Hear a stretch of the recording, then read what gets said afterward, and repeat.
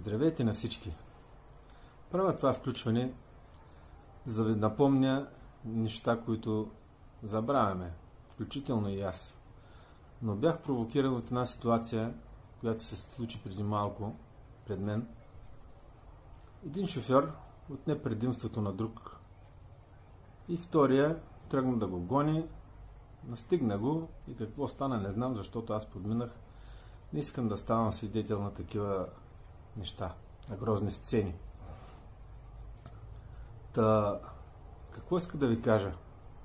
Човек не трябва да взима решения под въздействието на емоции, независимо дали те са положителни или отрицателни. Всеки път, когато човек вземе решение под въздействието на емоции, резултатите, които ще получи, няма да го удовлетворяват.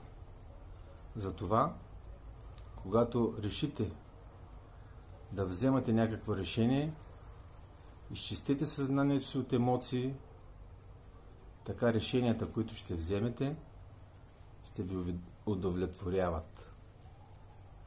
Бъдете щастливи, обичащи и обичани.